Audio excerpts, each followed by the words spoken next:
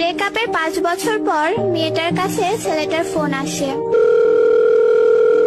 Hello, কে বলছেন? জানতাম তুমি আমাকে চিনতে পারবে না। কে আপনি? তোমার সেই পাগল যে তোমাকে পাগলের মতো ভালোবাসতো।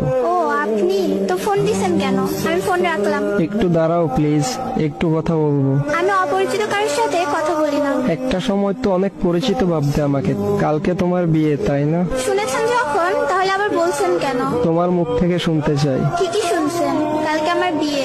কি বলবেন বলেন। তোমার সাথে যেদিন শেষ কথা হয় সেদিন একটা কথা বলেছিলাম, মনে আছে? কি কথা? এটাও মনে নেই?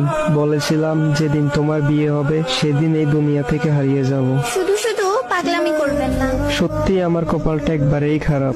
ভেবেছিলাম আমার মুখে কথা শুনে বলবে তুমি কি ভেবেছো, তুমি মরে গেলে আমি বেঁচে থাকবো, কিন্তু ভুল ভেবেছিলাম। তুমি তো আমাকে ভালোই বাসনি কোনোদিন। জানো, আমি একবারে একা হয়ে গেছি, বাসা থেকে চলে এসেছি। আমি থাকলে নাকি সবার সমস্যা হয়। এমন ভাবে কথা বলছেন কেন? বিষ খেয়েছি তো, তাই এমন একটু কষ্ট হচ্ছে। সমস্যা নাই, একটু পরে নিশ্চুপ হয়ে যাব। কি কেন এমন করছো? জানো, আমার অনেক কষ্ট হচ্ছে। তুমি এখন কোথায় আছো? বলতে পারবো না, আর জেনেও কোনো লাভ নেই।